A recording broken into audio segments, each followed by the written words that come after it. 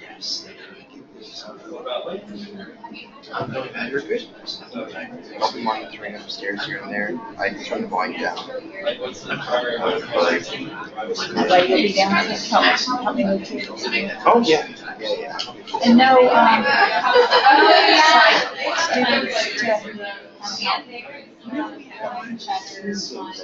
Yeah.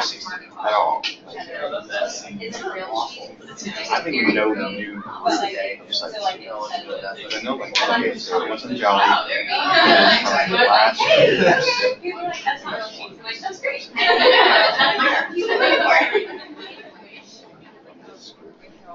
now, it's funny, it's like reversed. It's like students together for service. They're showing more active participation this year than science.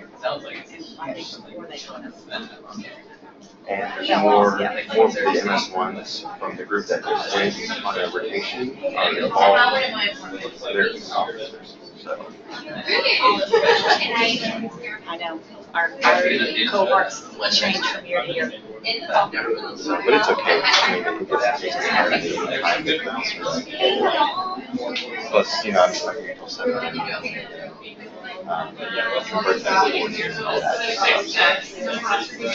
Do they use this recording for the distance students, or are they doing something different? I think they're doing something different. And are they posted on the platform? I put them up on YouTube, but no one's really showed any interest. I just have them for right now. I think one of the nicest students, the doctor, she said that she didn't get together with anyone first. The development was yeah, I sent her the initial recording that was orientation. Yeah, right. And then she, I'm pretty sure she has the link to out to anyone that was distance. She's needy. I'll just say that. Yeah, just have her get notifications. I answered her, and evidently she's reached out to me as well, and I just told her this is what it is. Well, I just know Melissa because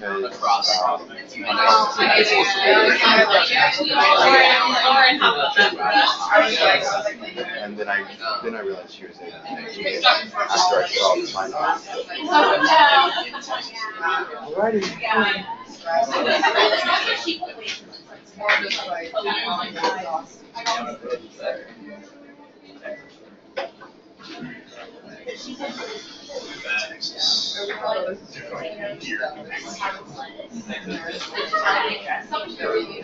Carson, it looks like that driven makes it look quite city.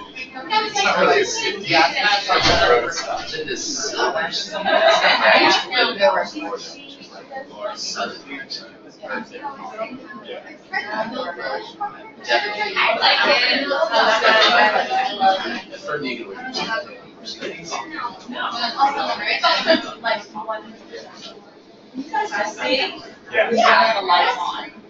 just think the PowerPoint line like some major thing.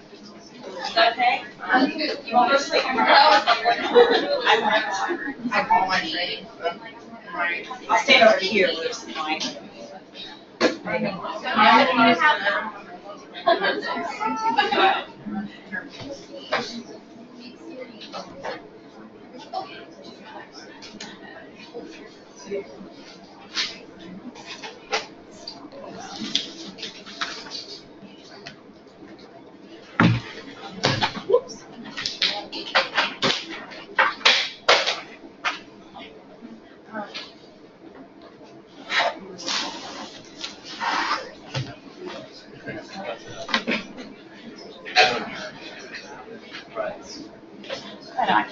I can't see.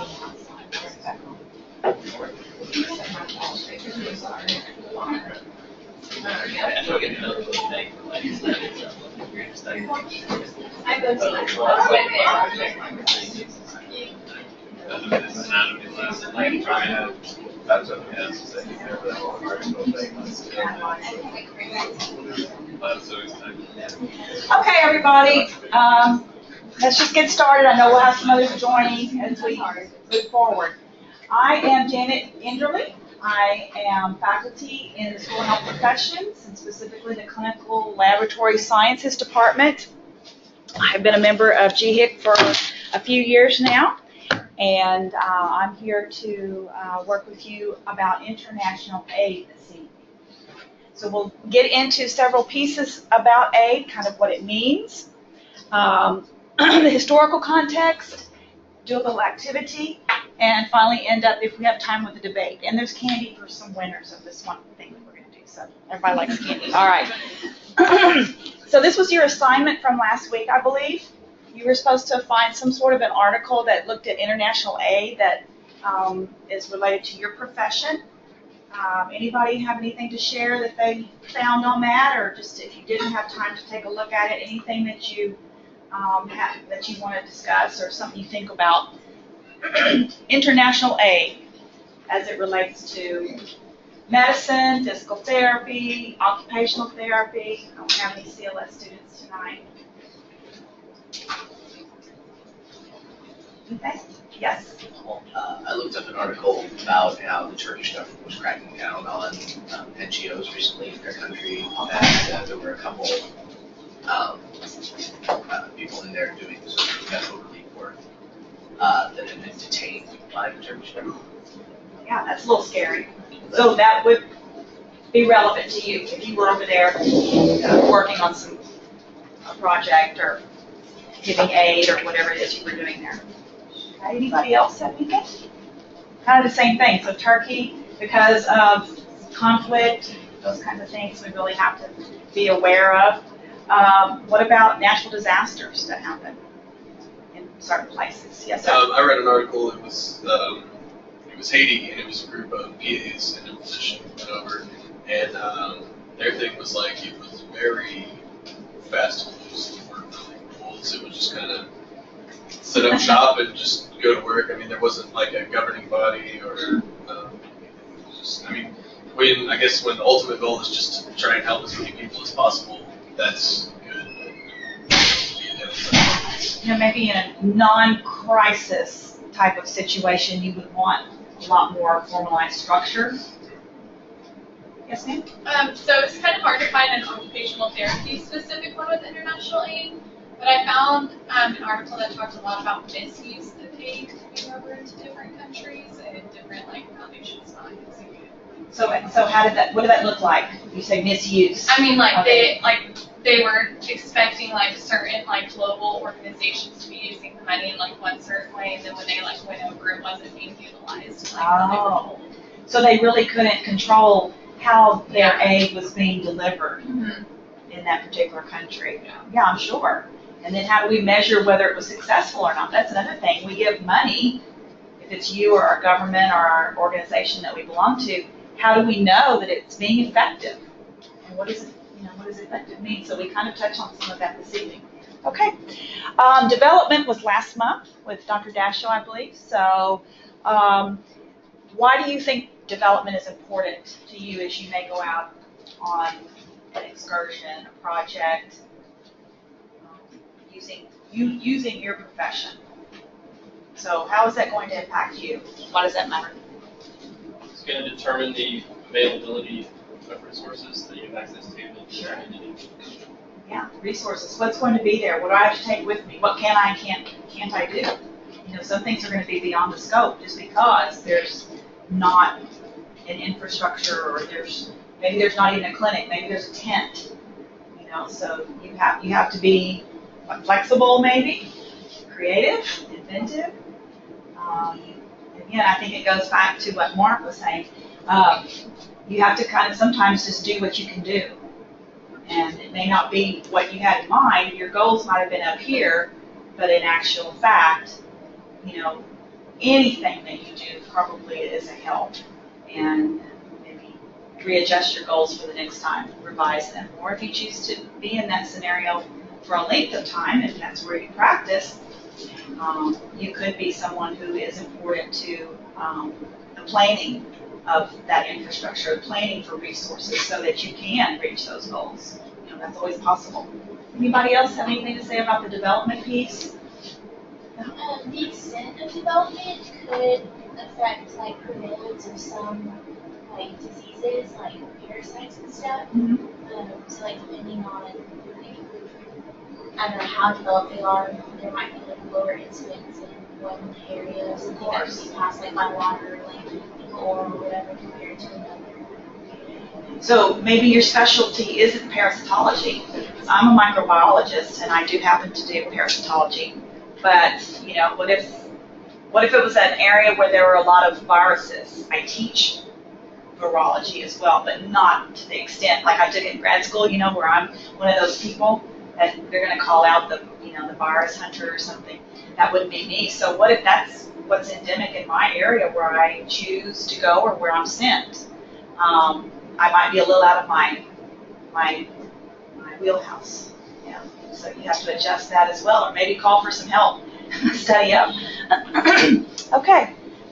Is that about it? Development. That's of all the topics in the 2 semesters. That's always my favorite one to go to because you get to do all the crafts, and I think it really makes you think outside of the box, especially with all that colonialization and the history that's a part of all of these areas that those of us in the United States, we tend to be kind of narrow-sighted and focused on what we know, and unless we've been to those areas to have seen some of that, you know, it's kind of hard to really put that into context because, you know, we're just like, even now, we're kind of like, well, our government, that's just what it is. But in many places, government is not a friend. And maybe, you know, maybe they aren't a friend to us now. That's your opinion. But it's definitely better than many places. So we do have a stable government. And if you don't, I know, no faces. But, you know, nothing's going to happen overnight to us because of a coup or an attack on our government and our leadership. Could happen. Hopefully not. Try not to be political here. All right. So we'll explore aid, donors, recipients, how much, what does that mean? Why do we do it? Why do people receive it? What do they have to give in return? Historically, how has aid changed over the last 50 years is basically when aid has been in existence, how it came into effect.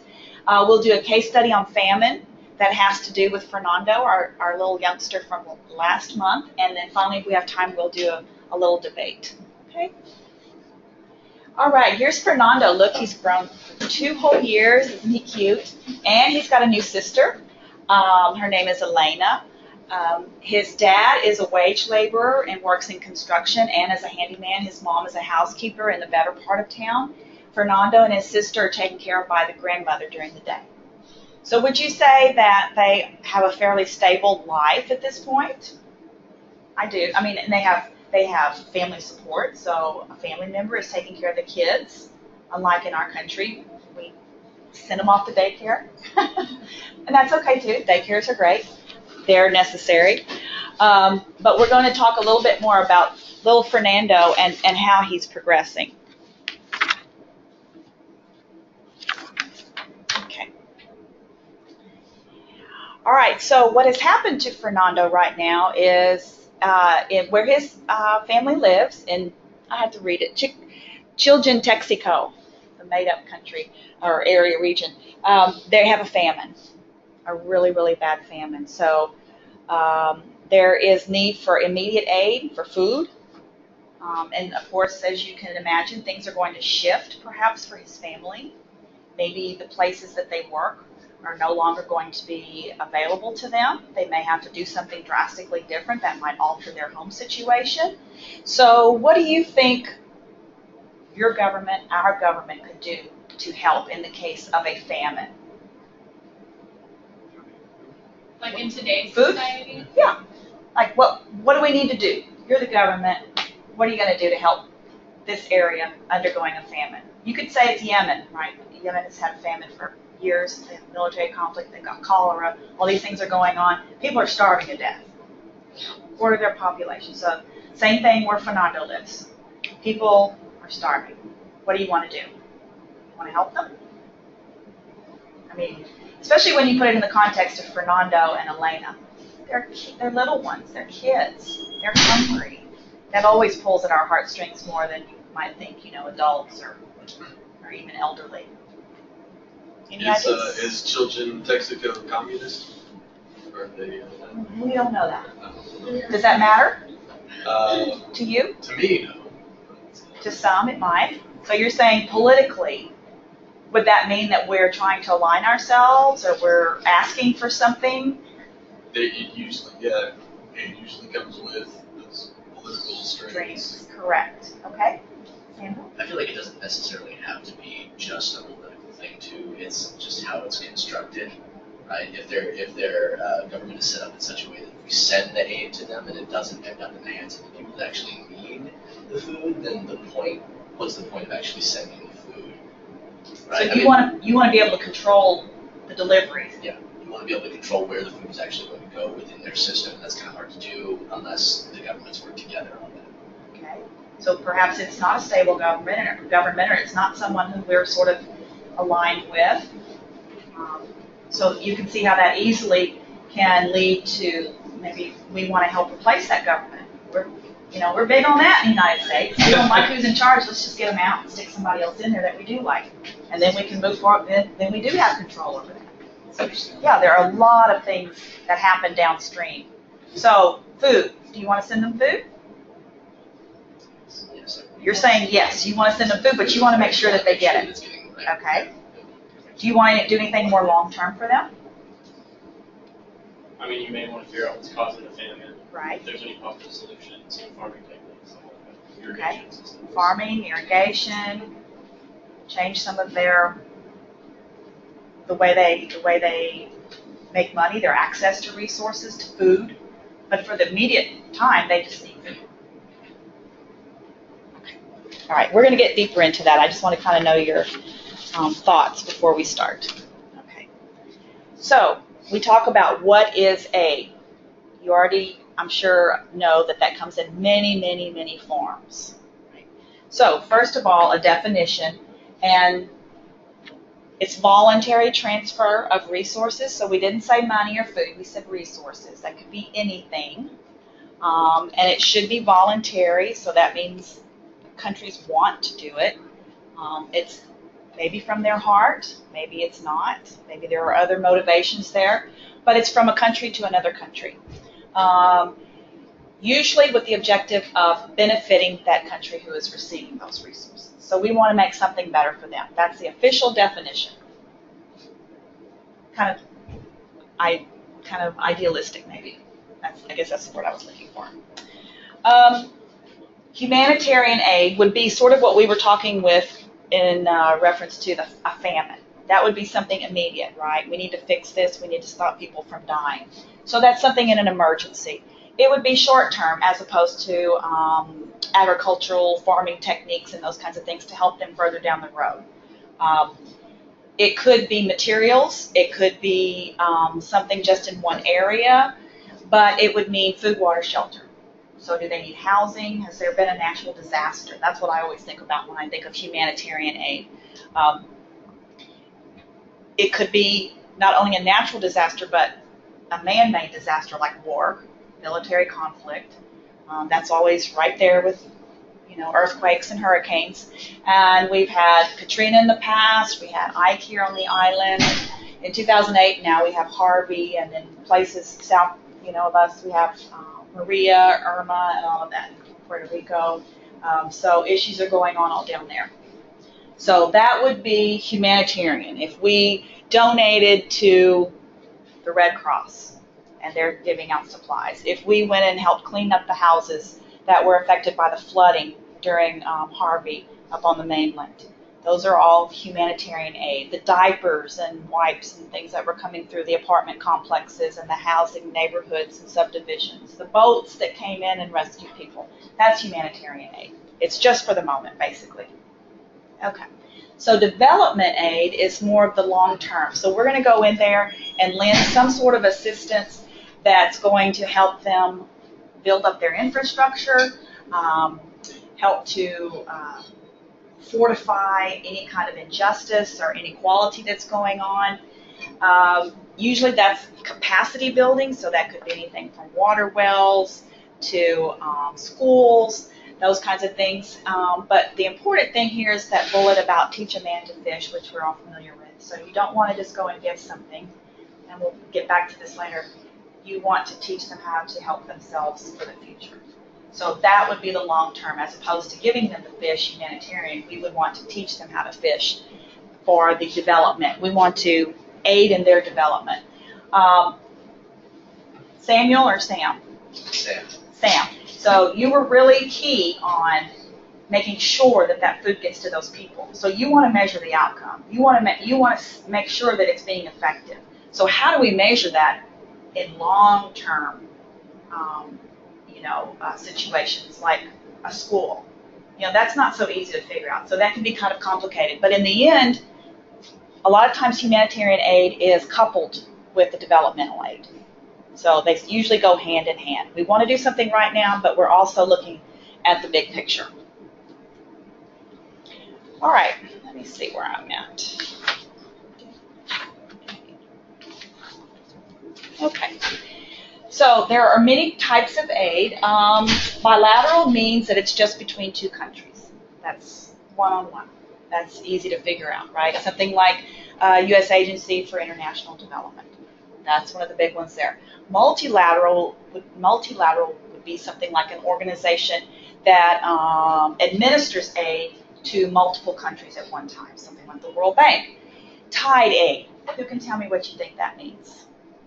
Tied aid. You already kind of touched on it. It comes with streams, right? It's tied to just one type. Hello? My mentor, previous mentor. It's earmarked for something in particular, something very specific. So our country wants to say, we think you need a new clinic over here that just takes care of HIV patients. That's tied aid. So it's tied to something. I just don't let you decide on your own. We're going to tell you what it's going to pertain to. A project or a program would be something like, project again could be a school, a program, could also be something that you set up to get the kids into school, whether it's the female in the villages, in the towns, the communities to come on in.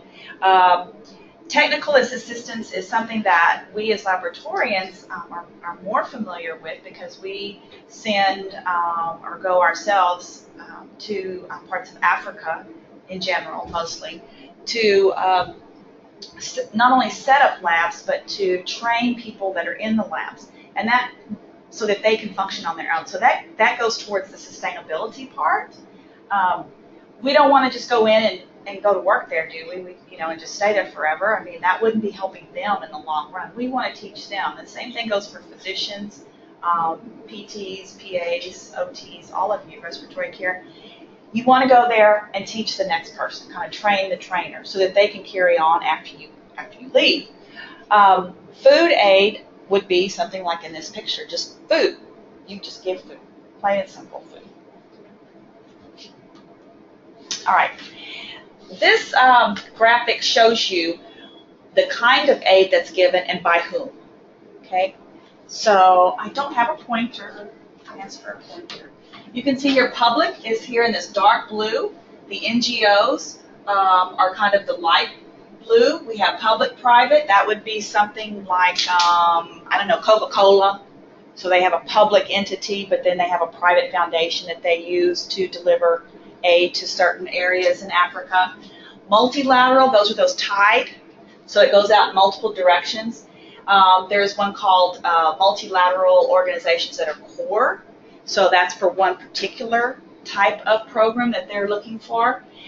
So we're in health. Yes, we're in health. So let's look at over here, public sector health. It's about, 20%, something like that, 30%. The multilateral organizations are in the orange, so they're about equal there. If you go down to debt relief, that's mostly public, all mostly public sector.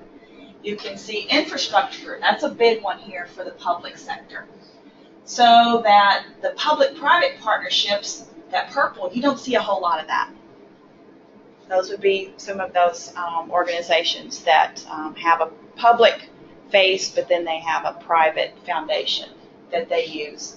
And humanitarian at the bottom is what we're talking about in the face of, a short-term fix for aid, like in a famine, natural disaster. Most of that is through those multilateral organizations, and they're going to want to know where that's going, and they tell you this is where you can spend it, and for nothing else. Okay, so it's fairly restrictive.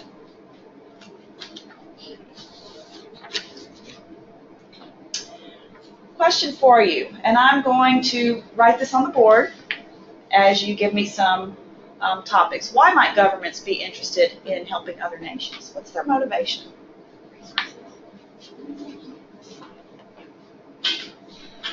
Anybody? What? What? Say it louder. I'm kind of deaf. Economic gain. Economics. So, oops. Economic gain. So you're going to help me somehow if I give you money.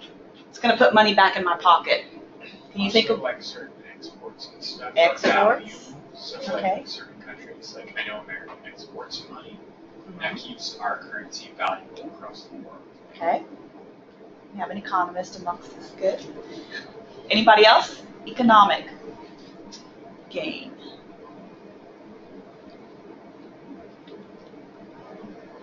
Why do we want to help out somebody else? Security. Security? In Like- terms of, if we keep a country from descending into chaos, then that means hopefully So you're saying it's more political? That's a political, government stability of someone else who might be our ally or could in the future be our They ally? could aid you in some sort of way. yeah, our ally or just neighbor. Okay, We don't, I like neighbor. Yeah, that kind of resonates. So it could be your neighbor, and you want security for them, for you. Okay. What else? Just be altruistic. There you go. Just because it makes you feel good, right? You could be negative and do it for the face value of it. So for your image, so everybody else sees you doing it? Unfortunately. Oh, yeah. I saw some of that on Facebook. A friend of mine posted some stuff after the hurricane, and they said, he's just putting all that stuff on there about him rescuing people because, and we read the comments and stuff, because he liked, the image that he projected by doing that. It wasn't that because it was all about, I did this, and it wasn't really about the people that he was helping or saving. Okay, image. What else? What about resources? Sam, what were you going to say? Sorry. You were saying earlier political. Political, always. Always. And what if they have some good stuff that we want? Yeah, what if it's in a country that maybe we get oil from, or, I don't know, resources? So kind of quid pro quo thing. And let's see, there was one more I was thinking. What is it? Political resources, image, anything else? Can't think of the other one right now. Let me see if I have a list somewhere.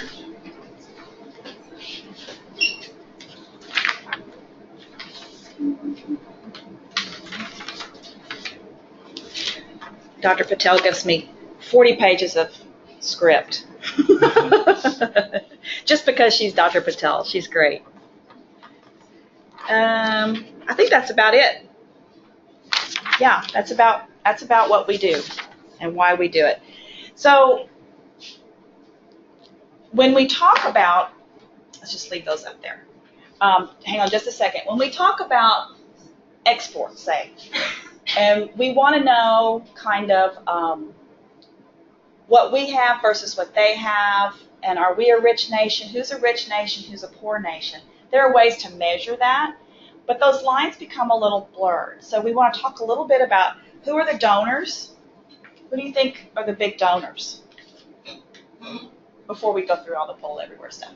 Who do you think are the big donors in the world? What? Sweden, Sweden, United States. the United States, okay.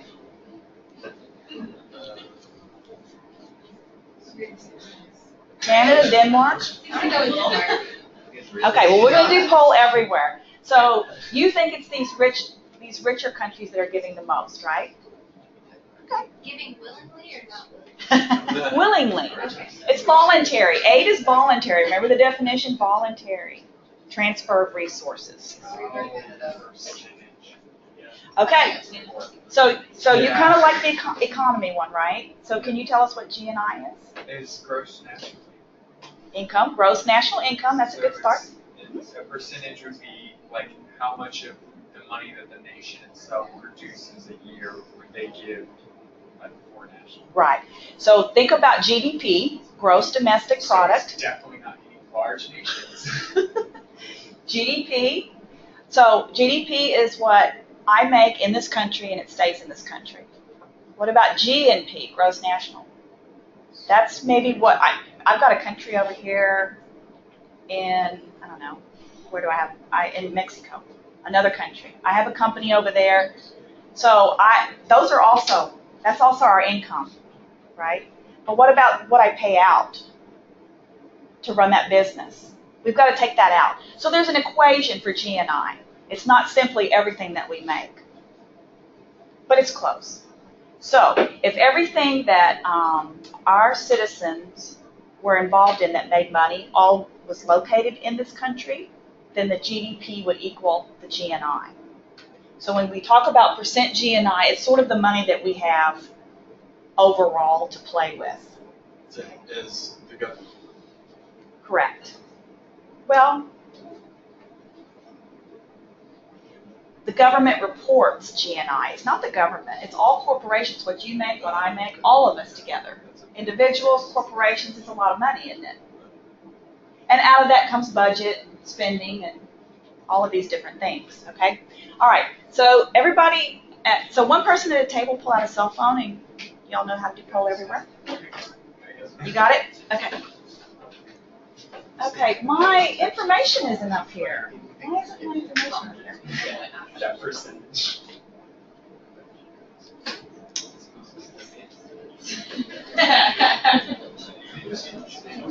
Yeah. It's one of those small European nations that allow back the running like There, okay. So that's my name, all smushed together. Text that to 22333, and then you can answer A, B, C, or D. And I'm going to keep score. It's Japan right now.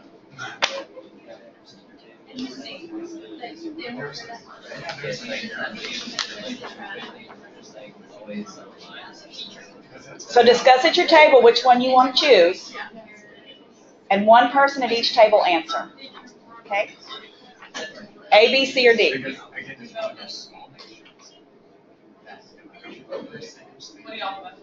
We've got a Denmark, or several Denmarks. Has everybody voted? No? Okay. From Denmark. I know, right? Let me know when you're done.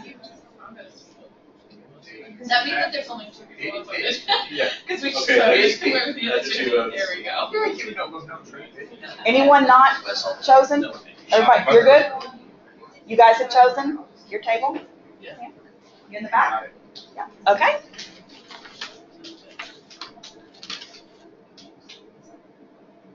Sweden.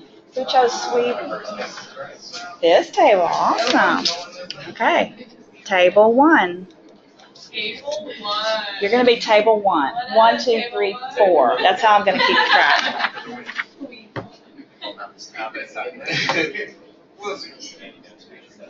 I know, right? All right. Which country in 2013 received the most aid, including military assistance, economic and military? What do you think? Wait, that's from Israel? Oh, it's U.S. Just saying. Received. Yeah, like their entire military is U.S. based.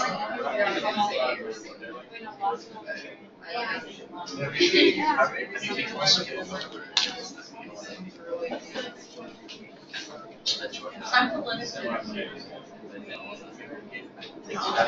Yeah, but it's not. Put it that way. Done? Put our heads down for 2 to 3 to 4 years. You're the first. I just. I don't want to. Sorry, I'm The one thing I was like, Okay, everybody's done? All done? Did you vote? Choose in the back? You're good. What do you guys think? Do you want to change that? Table 2, you voted? Yes. Yes. Table 3, you voted? No? Yes? All voted. Come on, you're not gonna get any candy. I'll choose the first and go in the other. Who puts two A's on When you get to 3, as soon as I. Everybody says Israel. Yes? Oh, Afghanistan. Or would it be like A, B, C? variety. This is like. Oh! Dang it, I was thinking like. My gut See? instincts are always wrong. She said military. I'm just Hey, 50-50. Okay. There is no, this is easy, true and false. No difference between what a country promises and what they actually deliver. This may not be a hard question, but you may not have thought about it, really. Sure, because that was my initial instinct. There we go. I think we got it. Everybody done? Back to 3? You're still thinking? You're done? 3? Okay. Correct. So everyone got it. Everybody. All right, cool. Final one. What % of the U.S. budget is spent on foreign aid?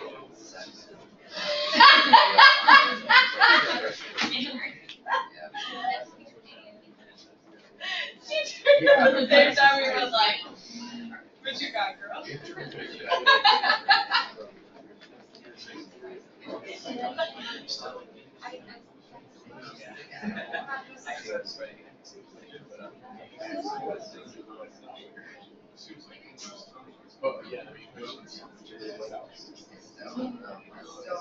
I mean, like, I'll put that in my pocket. I'm playing.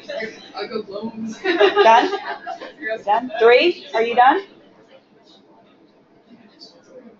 3's done? 4? You're done? Okay.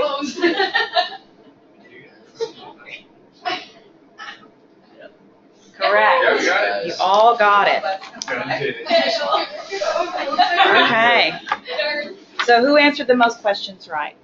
It's a tie between these two tables, right? 1 and 3, so you get to have some. Just throw it on the ground under.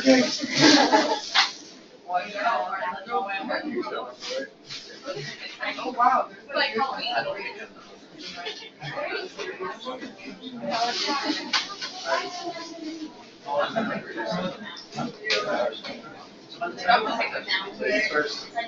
No, because then I want to leave the house. Okay, sorry guys. So they always talk to you about their reasons. So did any of these questions, hang on, did any of these questions surprise you? The answers surprise you? I didn't think you were going to get this one. Yeah, 2 of them. I mean, somebody knew this? Less than 1%? Guess what? If you ask somebody on the street, I asked somebody this today in one of the faculty in my lab. She said, "Oh, the United States gets the most of anybody, right?" I said, "No." So the average citizen thinks 30% of our budget goes to international aid. 30%. Do you want to know what the less than 1% GNI amounts to in our terms?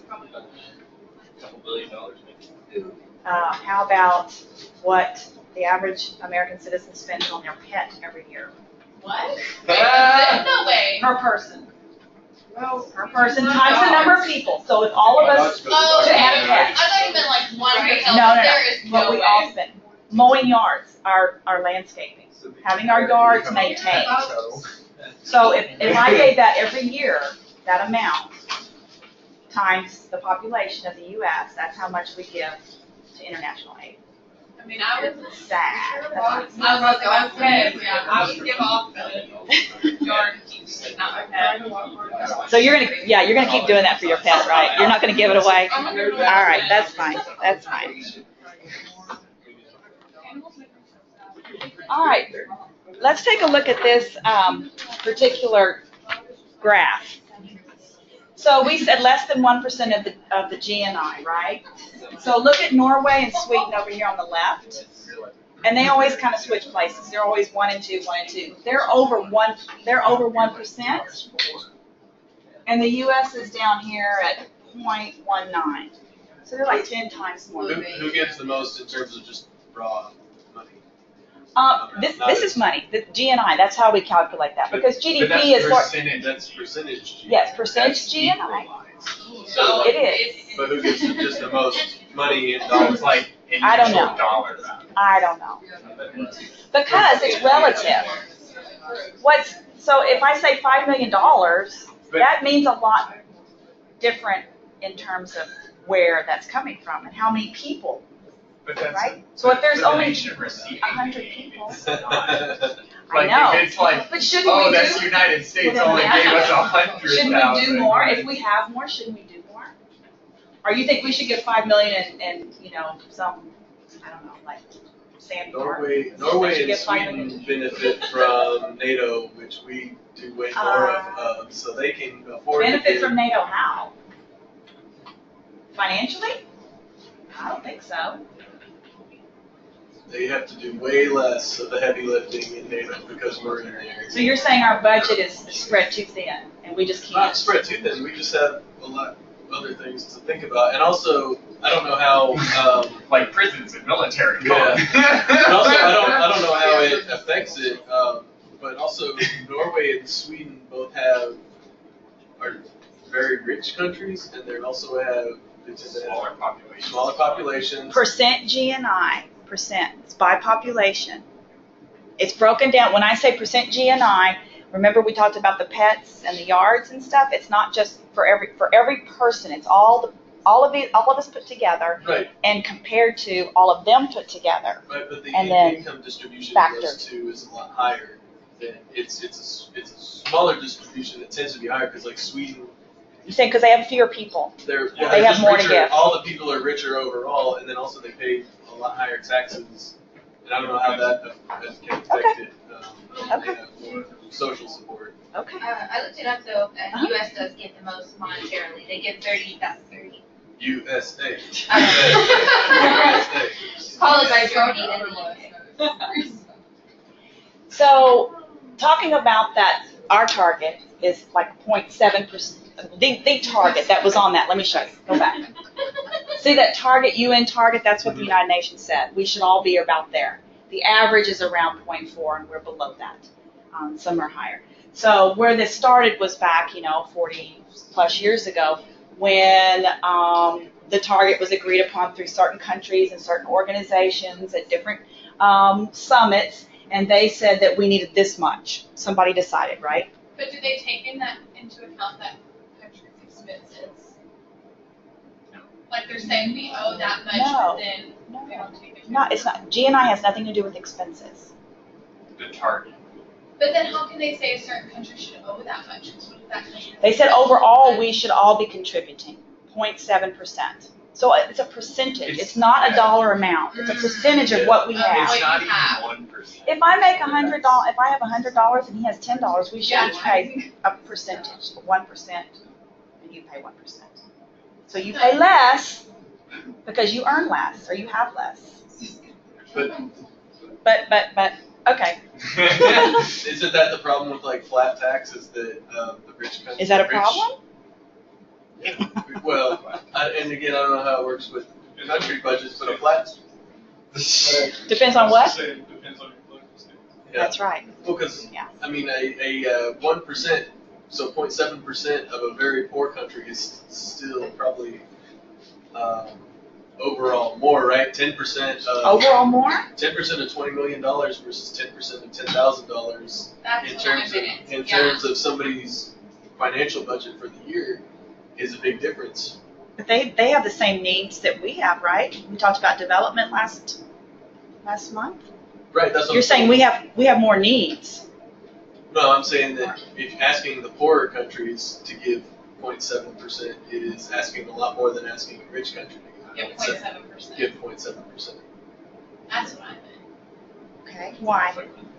Because If you things, have $10 versus $100, if I have $100 and you're asking me to give 0.1%, I'm gonna have to give a lot less than someone who only has $10 and has to give that same 0.1%. It's a percentage. How can it be a lot more or a lot less? if it's goods, a because you don't pay percentage? for a percentage of a car. A car. Well, you're already not paying it. Different quality. If you can't even- standard-wide. you can't- Yeah. So it's just I mean, all- that's it all true, that scales, makes sense. so. Yes, sir. I have a question. Are some of like, who is this? It's by the UN, right? The What is? standard, the target. Not just the UN. There were multiple agencies that collaborated over time that arrived at this figure. Okay. Is there like a chance that a country who's donating, like trying to meet that goal, is actually receiving aid that they are donating? Yes.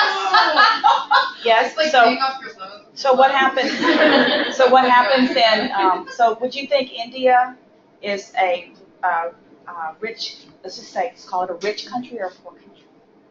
It's very divided. It is, but They have a it's huge classified in general terms as a poor. It's always been thought of as a poor country, right?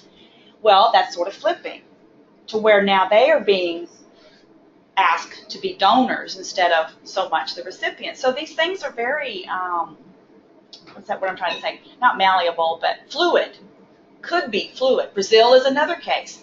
Always sort of the recipient, and now they have been sort of looked at more as a donor. Okay, you say they should be paying this, and how can they make them pay this? Nobody's making anybody pay anything. These are just suggestions and recommendations. Obviously, we're not doing it, right? What's going to happen? And you can read a headline tomorrow that says, U.S. going to donate $50 billion to, I don't know, Sweden. Puerto Rico, right? Humanitarian aid. Hadn't happened yet. Yeah. Just saying. But who's gonna make good on that or make sure? Who's gonna be the popos for that? Nobody. Nothing happens. That's the thing. I can say I'm going to give the Red Cross $200. I mean, if I don't, who's going to come after me? I can put all over my Facebook, you know? So just realize that it's not a hard and fast commitment. Nothing's going to happen to you. Even if you sign your name to that, it's a donation. So countries are not always going to follow through on this. Okay. Oh, y'all are tough. Sorry. All right. So speaking about these countries, we already touched about, who's richer, who's poor, and all of that. Generally, we think about that there's like a north-south divide. So sort of countries that are in that northern hemisphere are the richer, and the southern countries are the poor. There are exceptions, but in general, that's what's been sort of the way to characterize the differences. But if you talk about development assistance, official development assistance is what ODA means. Where is it going? Who's getting that? All right. Where do you want to start? Upper middle income countries, 14%. They're the beneficiaries. Least developed, that's the ones we talked about last month. A quarter of the money goes there. Low to middle income, so that would be underneath these folks. They're getting 31%. Okay. What about this? Unallocated by income. Somebody like Israel is in that group. They're getting aid. They're getting aid. We have these low-income countries over here, other low-income countries. They're getting a little bit. And what about these more advanced developing countries and territories? What does that mean? So they're on the upswing, maybe?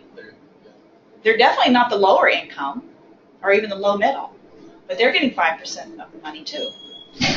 So who says that one of these groups is more, I don't know, deserving than others? Why do you think I want to give more to this country? I want to put my money here. Why?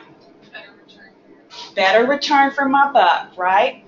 So if it's a stable government, which that probably is, they've got a lot going on economically, or more going on than, say, a less developed country. What are the chances that I'm going to get a return back? Or something. I'm going to get something in return. Maybe not interest or my debt repay or any of that kind of thing, because we're just talking about aid. But those people are going to have more to offer me back. Whether they have some sort of a product that I'm interested in, maybe it's in an area that I'm interested in politically. So you definitely are going to want to be aligned or associated with those people that have a more stable government. And that's something we really haven't touched on yet. The less developed countries in general would have what? Sort of a messed up government, right? Somebody's not jumping in there to help make sure that things are being distributed. We don't have education. What does the food system look like? We have buku, regulations and guidelines, and people are telling us what to do and how to do it. That doesn't happen everywhere. So a lot of countries, we have somebody at the top, and we have a few people that are associated with the top, the president, whoever he or she might be, and then there's all these people down here, the non-elites. Who has access to the resources that are available to them in that country? It's the ones on top, right? It's the president and all of her friends, or his friends. I hate to always call presidents him. But it's going to be those people up there. Same way when you give aid, you want to know, Sam, that they're going to get it. In some of these places, when we deliver aid, what happens? The government, that president. It depends on the system, but I think one of the problems that we've seen a lot is you give aid to certain countries and the warlords take it and they use Exactly. it so, for their own armies or to sort of trade for things. Yeah. So they confiscate it. It doesn't get to the people who we intended it to go to. And then where do sometimes those products reappear? On the black market for those same people who needed them in the first place, and now they have to pay 10 times the price that they can't afford. So the people in charge are profiting from that. Okay. Any more comments about all of this economic stuff? Yes? The other thing I was going to say is a lot of stuff requires kind of a base level infrastructure. So if you're sort of let's say you do we want to set up women's clinics or something like that, then that assumes there's some sort of healthcare infrastructure already. Or earlier, there were things for other infrastructure projects like solid infrastructure. So it's if we want to set up water treatment plants, well, you need all the other stuff that goes along with that, like pipes and cities and all that stuff. So if a really, really low income country might not be able to do this stuff. Right. It's not even feasible to entertain those kinds of. You're really just sort of, like you mentioned earlier, you're just sort of going in and helicoptering in and helicoptering out. There's not a whole lot you can do long term without a really, really concerted effort and a lot of money, more than pet care. Sorry. Okay. A few more. So let's look at the difference, several years here, 10, 23 years, between promised and actual. This nice big purple line up there, it's just going off the chart. And of course, on the right is percent of GNI again. So this is billions of US dollars on the left. And so we're way up there around the 0.5% mark, right? By the year 2013. Actual is down here. So you see, it's a promise, but that doesn't mean it's going to be delivered. Down here at the bottom, the poorest nations are in green. Those are those people that you would expect are getting what we give, and they're not for many reasons, and not all of them are, self-interest reasons. Some it's just business sometimes, right? You can't put something somewhere where it's not going to do any good. It's kind of like throwing good money down after bad or whatever that is. So, the dotted line. The development assistance percent GNI, started out higher than what it is now. So we really haven't made progress with that 0.7% that was set by world leaders. And then finally, what we give, aid since 1970 in purple, 3.62 trillion. This is official aid given in those years, and then this is what was needed. So those are projections and, comparisons, but obviously more was needed than actually what was given. Whatever you think about that. Okay. Any comments on all of that? Let me see if there's anything else I wanted to kind of talk about. The people who are the donors, about 80% of those, so the vast majority are going to be the government sources, and then most of the rest of it is the non-government NGOs. So between those two, that's what accounts for a lot of that money that we've been talking about that's going over. What about politics? So we touched a little bit on politics. So we said, what if there's somebody we want to support in a government? That would be something like, I don't know, communism. You asked me about communism. So here's the example Dr. Patel gave, U.S. backing of Mobutu in the Democratic Republic of Congo.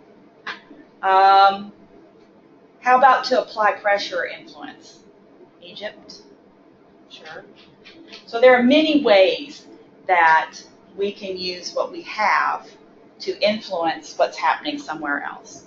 And of course, there's always the oil. That's my favorite. Because, I'm a Texan. We have to talk about oil. It's what we have. So we definitely want to go there and help those people because, we might want to drill there sometime or send our cargo ships over there. Okay. All right. The history of USA is fairly brief. Maybe not in your lifetimes, but 50 years, that's not a very long time. I know we went back to all the colonies and those kinds of issues last session. But this all started happening after World War II, because what happened during World War II to places outside of the U.S., Europe? They were devastated, right? Yeah, they were shattered. Economies, physically, they needed rebuilding, right? They needed help.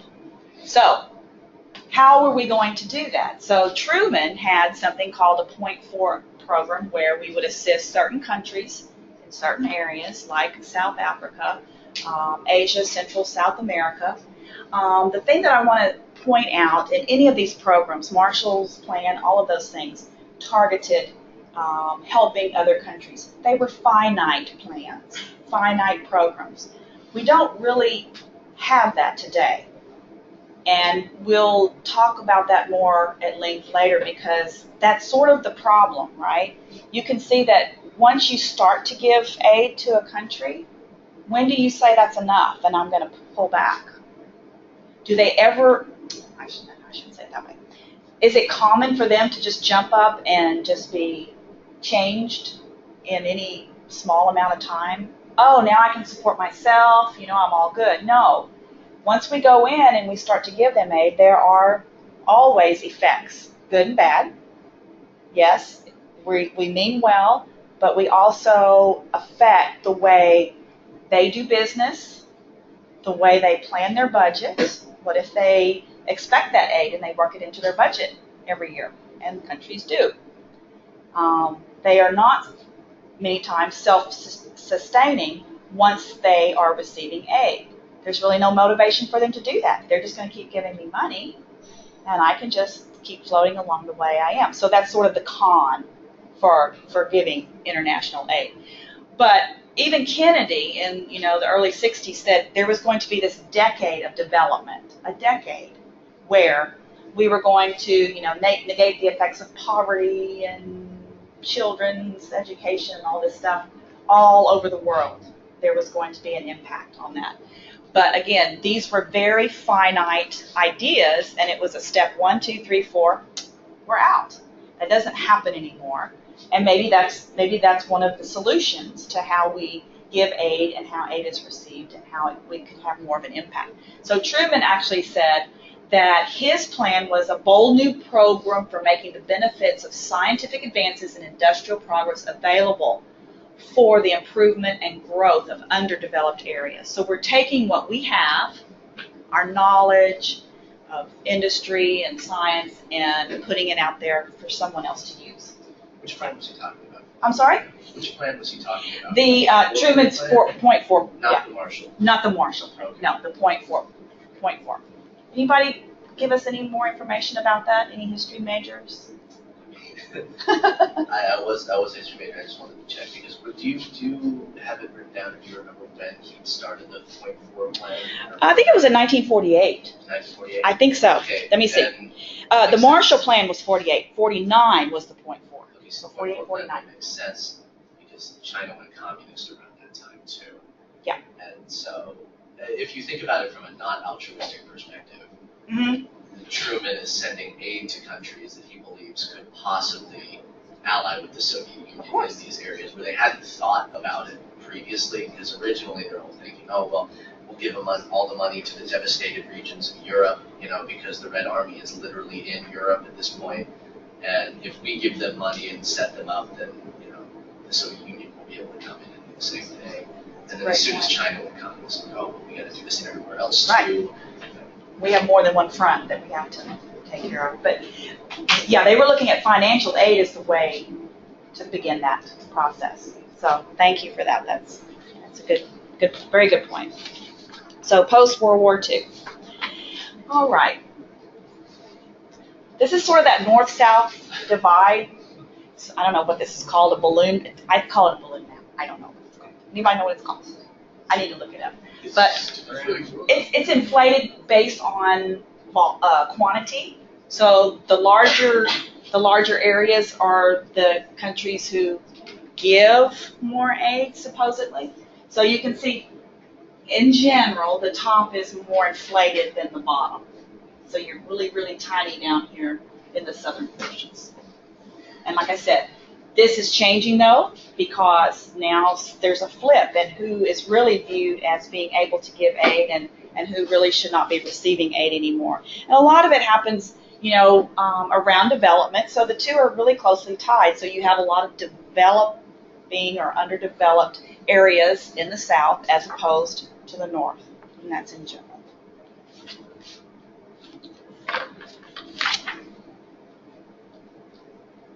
Okay. So we talked a little bit already about that ODA, that's this Development Assistance Program. NGOs, non-government organizations, anybody can name one of those? Is that like Rotary groups or things like that? Rotaries. What would they fall under? They give I a think- lot in world aid. Yeah, they do. So, I guess they would be. Because public-private is something like I kept saying, Coca-Cola, because they do a lot with the orphans of HIV and AIDS infected people in Africa. So they go in and help to train these orphans, kids, to be vendors and things in their community so that they don't have to leave where they live or where their support system is.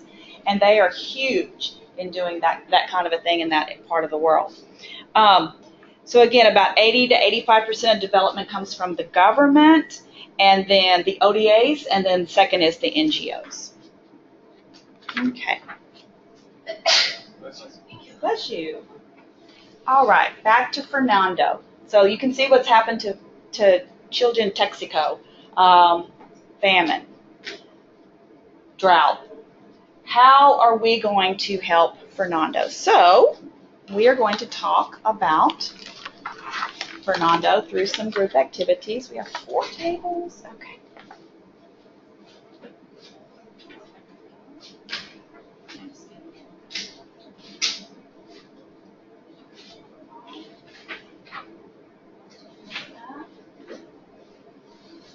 Pose for comments.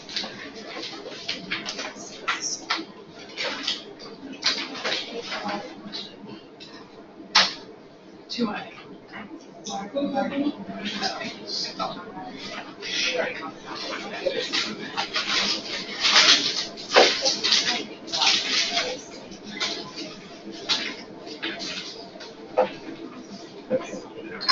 We can talk just a little bit about Oh, yeah.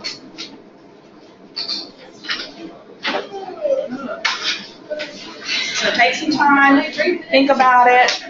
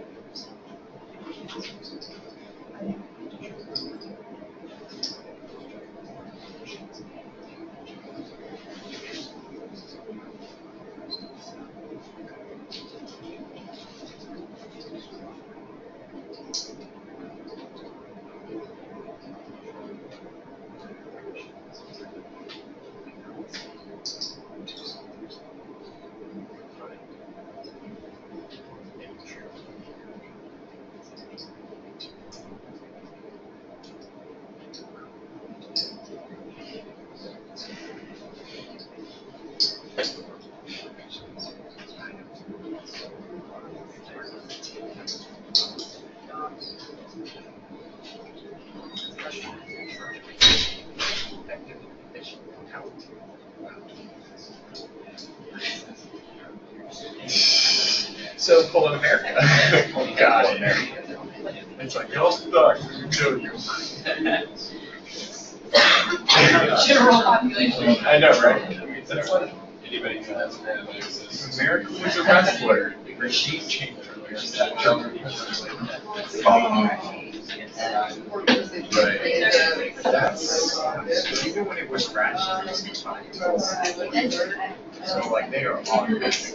So what you do is you don't even into the Well, how do you survey? Yeah, the problem is how costs more money to distribute. Yeah, I mean, that is the only You issue. could actually send We didn't actually make it. send groups. So we don't actually have to they're like for the film process. Yeah, that's gonna be a huge cost. But what if So we they said earlier that she's Obviously, city that really are actually affected or like Well, that's like the point I asked about your grocery. That's one of our like cases. giving rationing only to your That's for like where we should get our resources. And so it was like and everyone's like, oh, you support. Again, you But we have to think about the that's just gonna create. They have no idea how they're doing it. what if we transition? Versus your family who hard. No, they can't. I'm just saying that is something that you have to think about. It's in Like how, yes, but they're not used to like caring for themselves or anything like his family did got their own food for themselves. But that's very interesting. I'm sorry, I don't actually consider it. Text message, and then, yeah, It's also very like, oh, I have a version of the details, whatever. Just to interview with it, if it goes to you, you're like, I can't feed myself. Well, I mean, if an actual disaster were to occur, I mean, it would be the same boat as. Right. Pull up. I don't know. Yeah, but the government is going to have radars. No.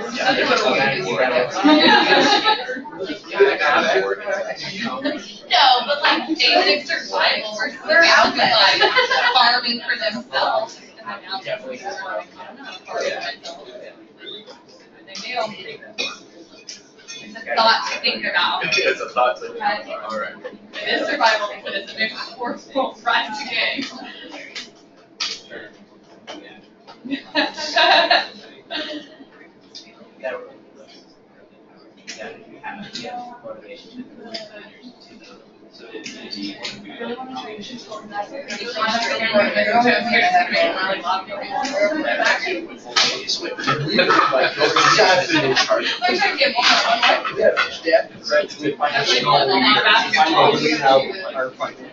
Our like dash. My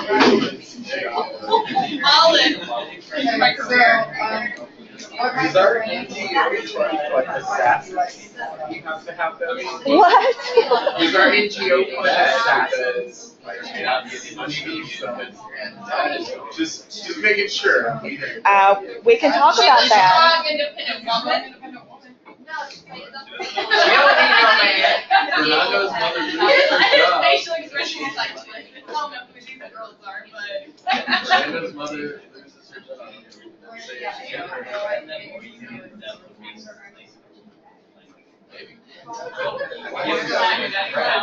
Well, and we also don't know more grandma.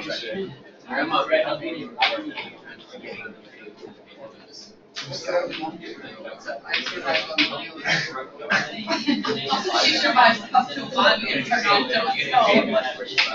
What you do is you send it. Because if you So you create to hire people that have fake rights against them.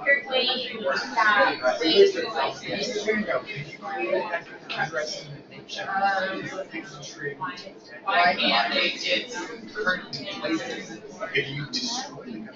yeah,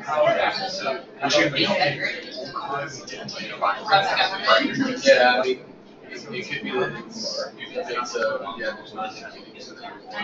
Potentially, there is enough, but it's all. Would be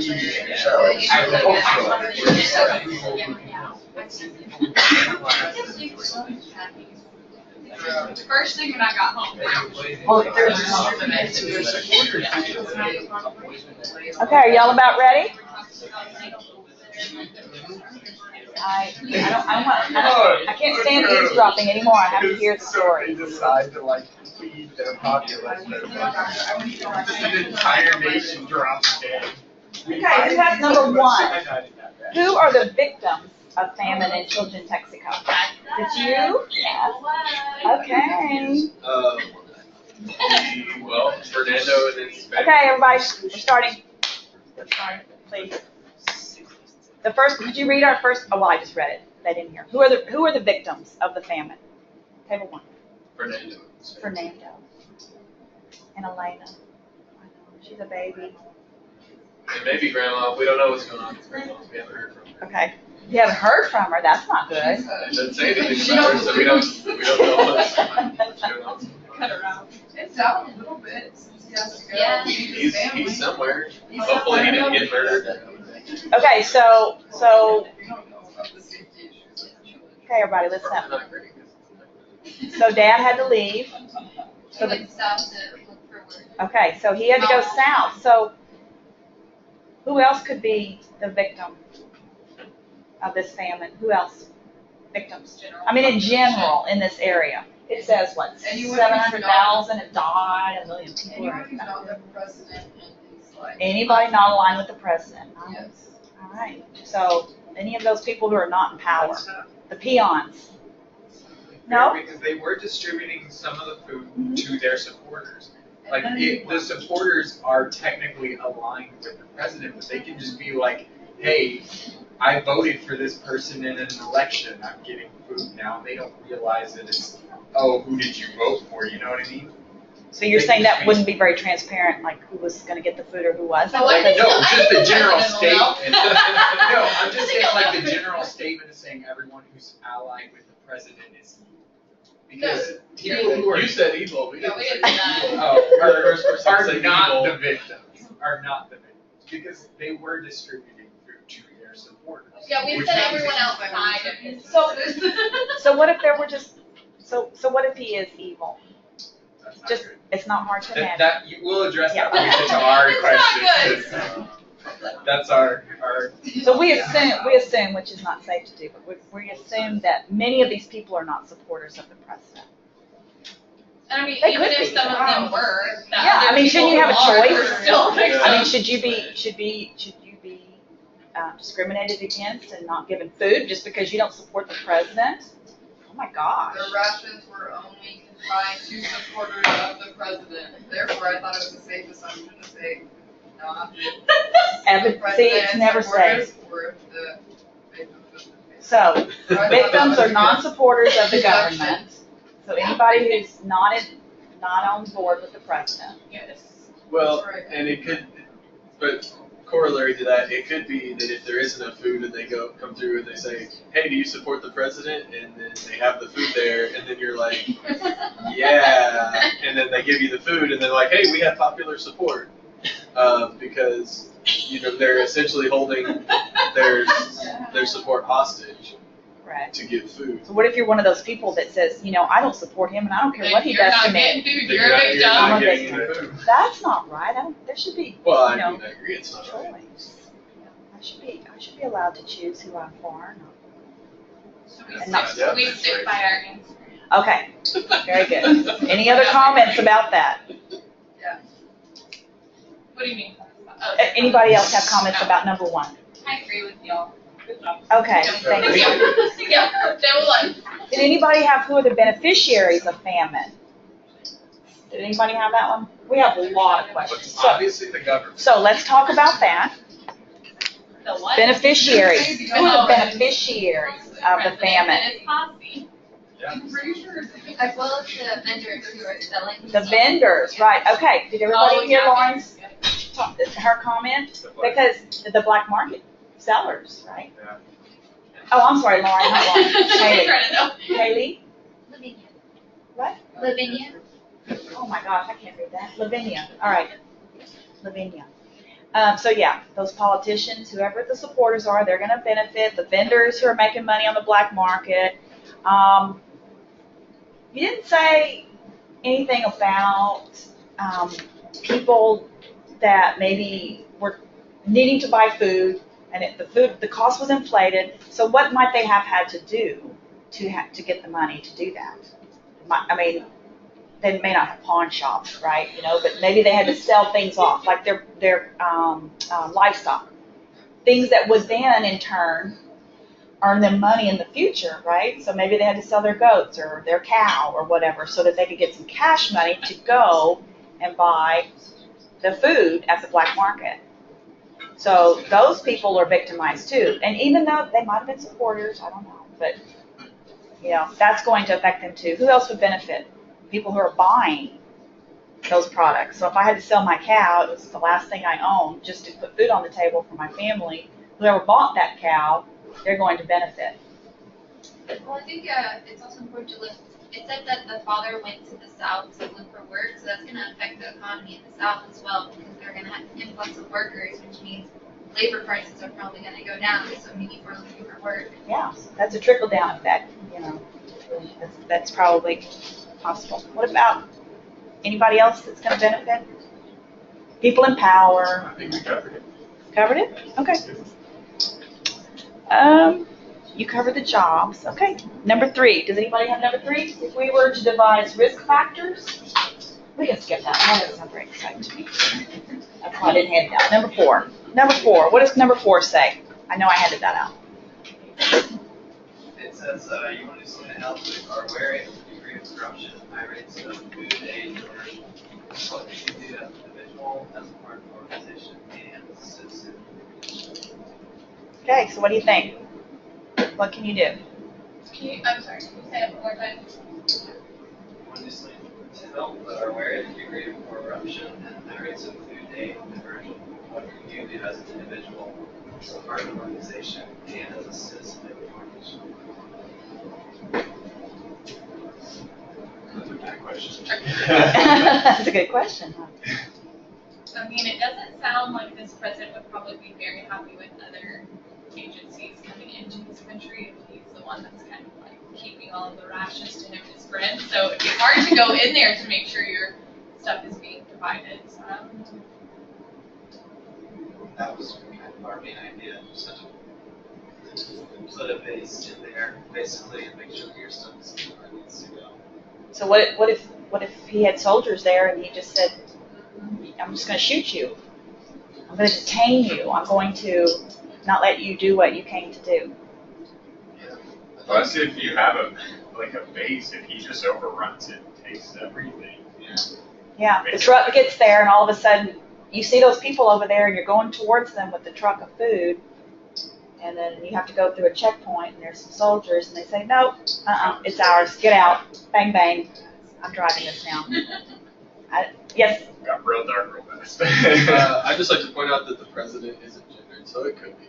It could. no, it's not. So, equal opportunity, I like it. Excuse me, I'm sorry. Equal opportunity. I apologize to all my women. I like that. So if you're here in the United States, what would you do? So say you don't think you're going to be able to go over there because this president is so corrupt that he or she would not allow anything like that to happen. What would you do from your community right here? Anything? Maybe you do nothing. You're just like, that's a wash. It's not, I can't. Smuggle. We have a smuggler. Okay.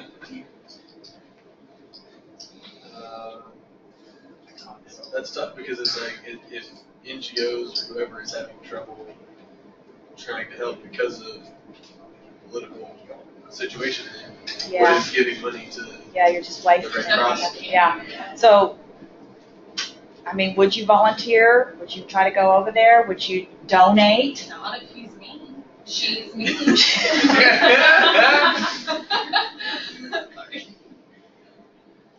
So yeah, it's not very clear. It's not an easy situation. I mean, I'm not saying I go anywhere where I know that there's It would be a hostile environment. unrest, political unrest. But again, people are dying and people do go. So I hear nothing. I hear nothing.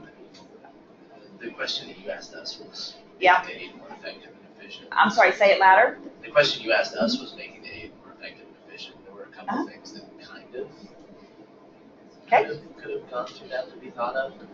I mean, so you guys were talking about going in and sort of organizing the bases and things like that. That was one of the ones that we talked about. But yes, that's difficult because of soldiers and so on and so forth. But another thing that you could probably do is send a negotiator to talk to the government, right? The negotiator, preferably with also some money, to influence government or offers of other kinds of Like a aid bribe. to government to better distribute sort of their own aid. Corruption's rampant. And in addition to that, what you could also do is threaten to curtail other aid payments. Like if that country is getting aid payments of another type, like for infrastructure or something like that, or things that are important to that government's base, right? That's important to that government's sort of support structure.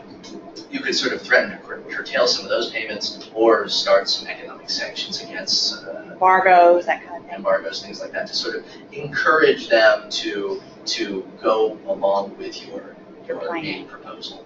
Okay. What else was there? Oh,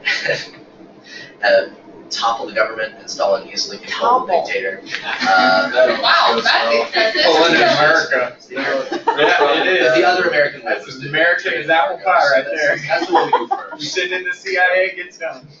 Okay. And now we have drones, so Yeah, you don't even have to send You don't even have to actually send a real donation. You Send the drones just. I know, right?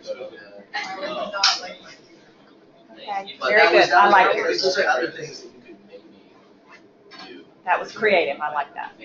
And you know, more, you know, I've heard, last week I heard helicopters, like dropping food, and We thought about that, but it gets expensive. I know, that's. Like, were you thinking like Like specific planes. lock box?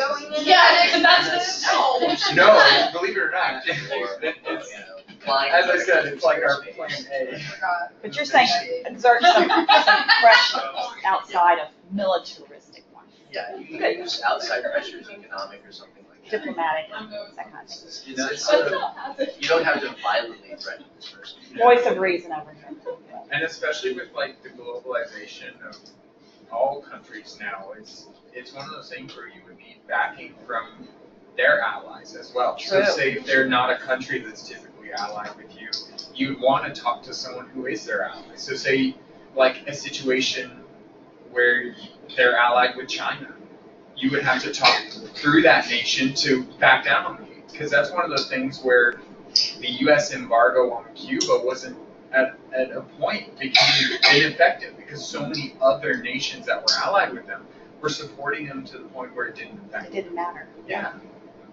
So if it doesn't hurt, if it doesn't hurt, then If you it's want a to moot get point. something done, you need like help sometimes. Would help. So we're not just to ourselves. Good. The other question, what did you have in the back? We had, could there be famine in the US? If not, why not? Oh, yeah. What structures might be in place for this? So could there be famine in the U.S.? Dust Bowl. So there was. Yeah, it's happened. happened. It's not good. We weren't there, it has but- happened. So could it happen in today's? Yeah, we'll play it, we'll take it. Okay, Oh, What sorry. was the question? It happened in the United States. Got it, follow it, go. Like 44% of our agricultural products are imported. They're imported from multiple countries. So, I mean, just like the chance of something happening in this large country affecting like our agricultural products here probably wouldn't send us into a famine unless it was like some pandemic thing. Because what do we have that maybe children Texaco doesn't have? A lot of A lot of land, yes, but the government, stable government makes a big I know. money. And, you know, when you say famine, you know, that's usually tied to drought, and you said Dust Bowl, that was sort of an extreme condition, but my hometown area is sort of central Texas, and so we've been in a 12-year drought there. And, you know, going there, yeah, it's brown grass. We always have brown grass. Yeah. Those cracks, sometimes in the pastures of our property, there's big cracks that, you know, you have to be careful foot doesn't fall in there. And I mean, it's happened, but why do the people in that area not experience starvation? There's so much accessibility to resources. Yes, it's accessibility. Yeah, we go to HEB in town and we get what we need. And, you know, we might use the SNAP, what is it called? The SNAP card? What is it called? Like food stamps? I don't know, Star? Some Snip, star snap. app, SNAP, okay. Yeah, and the other thing is, we have community. Somebody is going to have some food. We have churches that we belong to. Didn't really talk about that with Fernando and his family, but I think they were there to a point where if, you know, 1 million people are affected, that the people next door aren't going to have any food either. So they don't have access to resources. And then once you start selling off things that before, you know, brought in money, that was your income base, and then you don't have that, then you're really sinking down lower. Because then what are you going to do? Then you have to leave. You have to go look for something else. So hence there's immigration and all those things. Anything else that you want to add to that? I'm sure you had more. Well, we had said kind of what you were saying, that even if one state were wiped out in whatever they produce, chances are there's another state within the United States that produce the same product. So there may be a diminish in the amount that we have, where the prices may go up, but chances are that that product is produced elsewhere. We're not going to starve to death at the end of the day because we have all this abundancy around us. Do people die of starvation? What do they die of? Yes? No? Do they die of starvation? Yeah, but Malnutrition. malnutrition. But what does malnutrition lead to? Infectious disease. They're more at risk for infectious disease. Yeah. So a lot of them, yes, will die of starvation. Related complications. Something's going to get them because, they're at such a low point with their immune system. They just don't have the defense mechanisms in place anymore to ward off just natural things that maybe wouldn't affect them. So look at the cholera. You can get well in 5 days, usually without treatment if you're in good health and you can replenish your volume. But if you're 75% underweight, malnourished, not going to happen. You're going to succumb to that. Anything else that anybody else have a story about famine or drought or something disastrous? In the U.S., there's programs that they pay people with land to keep it non-developed. Correct. Not quite, subsidies. But subsidies so that, of course, with something acute like our imports getting cut off, we wouldn't be able to help then. But the idea is that you'd be able to ramp up production and increase the amount of land. That's been going on for a long time. Yeah, they pay farmers to allow their land to be, to lie fallow, so that they don't overuse the land or they don't saturate the market. All these economic reasons for that. But yeah, they could just say, all right, I've been giving you this money for 10 years to not plant anything. Start planting. Yeah, that's a good idea. Change what you grow too. Like if you're in dire need of food to sustain your population, you can stop growing cotton and start growing something that you can. Correct. Something that people could eat. Yeah. There's that potato famine thing, where people lived off of potatoes. I know that that's very nutritious, but hey, it works, right? It works. People live off a grapefruit diet, right? Okay, so the take home is that it's not the rich people who are going to die. It's those poor folks. I'm sorry. That's whether they support the government or not. It's the poor and not the rich. The rich are protected. They have resources. They have entitlements. They may have a stockpile in their basement of, canned goods. I don't know what they have, but their supplies don't run low. Can I just play devil's advocate on the rich real fast? Okay. Okay. Listen, this is just my thing. So if the rich are not supporting the president, in this instance, let's say the rich aren't supporting the president, right? So they're not receiving any aid, just like the poor people. Okay. The rich people. Who is supporting the president? Are you saying they're supporting him? I'm saying, is there anything? Okay. Yeah. So the rich are not supporting the president, okay. right? Okay. So their whole livelihood is based off of someone else taking care of them. Okay? So let's say there's a natural disaster or a huge famine and then no longer can people take care of them. They're just in now the same boat as the poor people because maybe the poor people were farming their own food or taking care of themselves. They were. So you're saying they're better off than the rich because they're just. I'm not saying they're better off. I'm not saying they're better off. I'm just saying they could not be as self-sufficient because they weren't used to doing that themselves. Yeah, that's my only devil's advocate to that. Okay. Interesting. Yeah, I guess you were. I said survival of the fittest. So this is an actual survival situation. Yeah, would they be able to survive? I don't know. The rich Because people someone would was worse always off in a taking care of survival. them. Now the situation you're presenting is opposite if they have stockpiles Yes. and stuff, but Say that they is didn't. something to consider. Like they have a monetary resource for say Harvey, they can go stockpile stuff, Right, but huge disaster happens, they no longer have that stockpile, they don't have the monetary resources. Or when it runs out, even if What it do did. they do? Yeah. If it runs out, they But don't. they do have monetary resources. You have like a townhouse. But not for forever. If you're in famine, what are they gonna do? But It doesn't last forever. The poor people, they can pay the much. True, but for a set amount of time, money's not endless. Well, but they got their grandfather clock and their. True. I'm just saying there's a devil's advocate. Yeah. I guess anything I can happen. totally get what you're saying. Okay. Just saying. So I have this question. Is it, in the case of a famine, does that mean, so in the case of Children Texaco, does it mean that there's not enough food to go around to all these people who need food?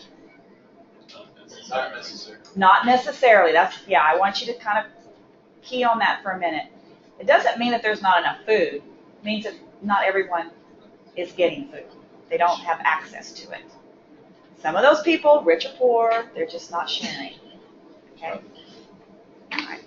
So just like those people during Harvey, they go and they buy 20 cases of water for 2 people at home, and then, other people go and there's nothing left. Same with the chip aisle.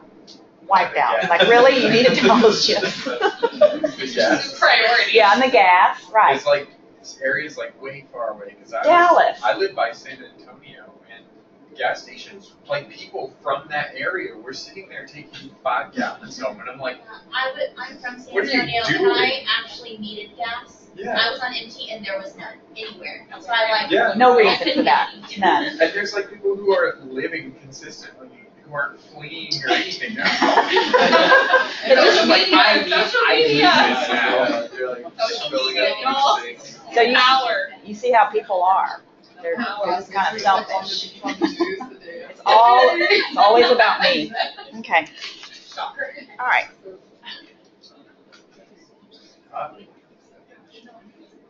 So we debriefed. Okay.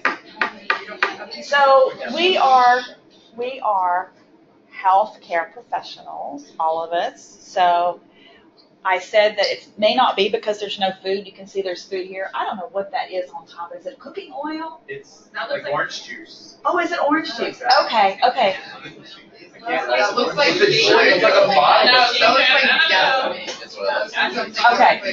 So I'm assuming this is some sort of food products here, whether that's corn or barley or whatever it is. Rice. I don't know. It's something. So here's food. So if you say there's not enough food, we give food. But we already established that it's not always about enough food, right?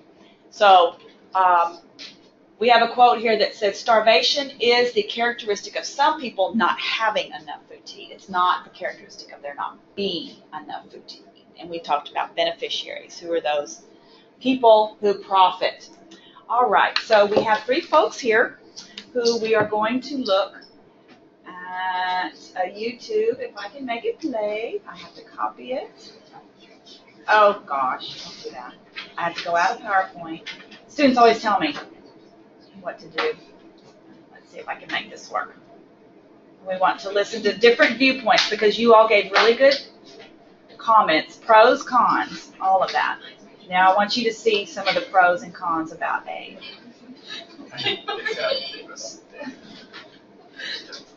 I just can't live without the Denver omelet anymore. I gotta go to the studio because the men's gone.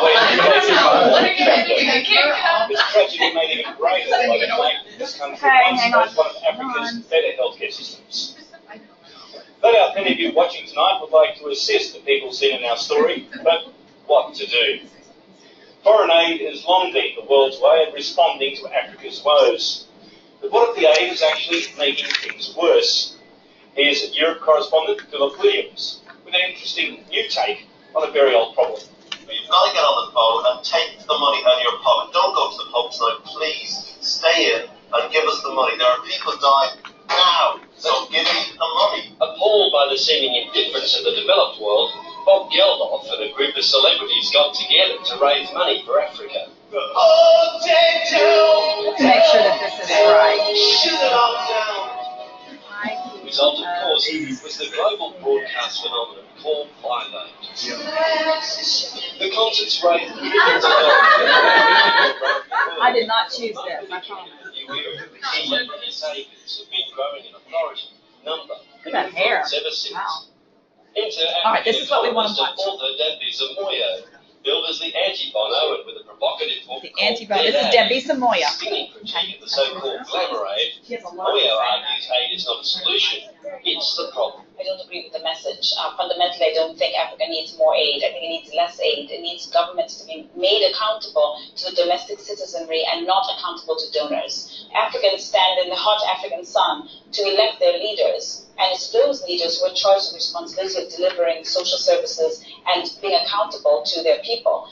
There clearly was a vacuum that has allowed the celebrity culture to seep in, but it would seem to me that no society would appreciate their whole policy and the future of their children to be dependent on celebrities that actually don't live in these contexts.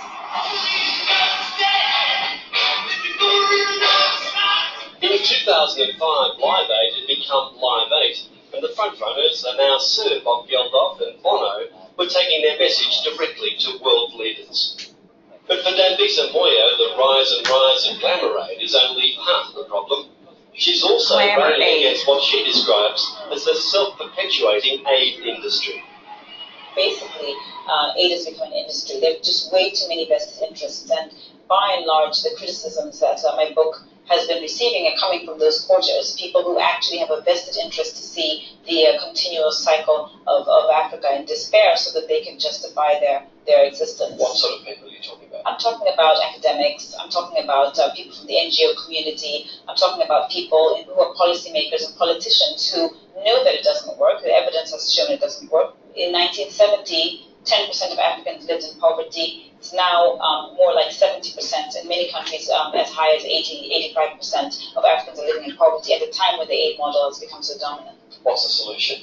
In the book, I actually prescribe that they should, with immediate effect, or in the very near foreseeable future, implement a 5-year plan where they systematically reduce aid to these countries. I would say that things like the capital markets are an easy way for countries to start to fund themselves. So, in the worst case scenario, governments in Africa should focus on getting ratings. They should be focusing on learning how to pitch to international investors so that when the markets do come back, which they invariably will, they'll be ready to raise money in the capital markets. But on the other hand, right now there are non-traditional markets such as China and the Middle East where money does exist, and African governments should be talking to these places about issuing bonds and raising capital that way. As we've just seen in Zimbabwe, there is a desperate need for humanitarian aid. In response to the new power-sharing deal there, Australia's just committed $10 million to fight cholera and encourage medical professionals to come back and help. Beyond the humanitarian question, though, Debisa Moya claims the enduring problem is the scale of government-to-government aid, the large systemic cash transfers from rich countries to Africa. Huge amounts of money squandered by the likes of Mugabe. In the book, I talk about the fact that the Zimbabwean government received from the United Kingdom and the United States around $300 million as late as 2006. And I think that's worrying. That's a big concern. The fact that Mugabe can and does come to Europe and the United States. I was just in New York last September, and he was attending the UN meetings. And the fact that the UK and the United States maintain diplomatic ties with Zimbabwe leaves the African on the ground wondering what options they have to bring their governments to accountability. I suspect many people watching this program would say the problem's not aid, it's corrupt leaders. I don't think you can delink the two in the African context. I think an aid model makes good leaders bad and makes bad leaders worse. It's free money. There are no strings attached. Even in the times when multilateral institutions and donors have talked about conditionalities, those conditionalities are weak. They are not applied, again, because the aid industry, it thrives and feeds on Africans borrowing money, and so the cycle keeps going on. Does it make you angry when you look at the amount of money that's been spent in Africa over the past 20, 30 years? So I think it's absurd. In 1 year of a problem in the capitalist system, and we are so critical of capitalism, 60 years of an aid-dependent model, and we hear only calls for more aid. That to me is is intellectual dishonesty, particularly from the quarters of people who I know for a fact have been big proponents of capitalism in other regions of the world, but when it comes to Africa, they're big supporters of aid. I think Why? Is there a blind spot there? Or why Well, I particularly Africa? To be quite honest, I think it's built in pity. I think the whole aid model emanates from a pity for Africa, a sense that Africa cannot do it, cannot achieve growth. And sadly, because there are incentives, which, as you know, the world has shown, people, governments, companies respond to incentives. There are incentives for African governments to take aid. We basically ended up in a situation where it doesn't work, and we're happy to just keep it going. And you're absolutely confident that removing that aid is not going to leave at least some people without food, without medicine? I think the ones that will be affected most will probably be the African elite as opposed to the broader population. What will they lose? I think they will lose possibly their bank accounts in Geneva and the worst case scenario. But I think beyond that, I think that they would also lose the ability to have leisure time, and they'll be required to actually go out and start to work hard to find money to support their social programs in Africa. What would you say though to the well-meaning Australian who donates to the charity, who urges the Australian government, for example, to lift its game where they get? What would you say to those people? I would say it's very important to understand what that type of aid can and cannot do. It can provide a band-aid solution. So we've talked about humanitarian aid as one example of that, but it cannot deliver long-term growth that will ensure Africa to stand on its own 2 feet and become an equal partner on the global stage. So to give you an example, yes, you might help fund a scholarship for a girl to go to school, but when she's done with her education, the fact that aid has been so pernicious and so damaging to an economy means that the economy has not grown, that girl that you've helped sponsor will not find a job in her economy. If you cut off aid within 5 years, surely that's going to leave millions of people without the support they are now dependent on. Food aid, medical aid, aid that really keeps people alive. I don't believe that's the case. Most Africans do not see any of the aid that you're alluding to. It's, again, their best case scenario in some projects is 20 cents on the dollar that actually makes it to an African, and that's best case. Effectively, if we continue down this path, we will have many more Africans living in poverty in few years to come, and that is really the problem, that there are no jobs coming out of an aid model. And with the market reforms that you would advocate in that system, under that system, if it's widely adopted, what vision do you have of Africa? The vision I have is basically one that looks like what's happened in the rest of the world when they've adopted those models. Growth rates that could get up to double digits, as we've seen in China and India and so on, and also much more participation by the broader African society, not only in terms of economic participation and entrepreneurship, but also in terms of political participation and ensuring that their governments are held accountable to deliver those services. Let's hope you're right. Thank you very much for talking to us. Thank you very much. And I am right. Oh, wow. Oh, And Mr. yeah. Decade. And wouldn't it be interesting to be able to fly on the wall, but she finally gets in the same room as Bob Geldof and Bono. Okay. And Dr. Patel informed me that that is one of her least harsh interviews. All right. So, what do you think about Miss Moya, Dr. Moya? I like her. Yeah. Right. So she talked a lot about the capital market, right? Instead of using the capital market to develop themselves from within instead of giving from without. Do you think that would work?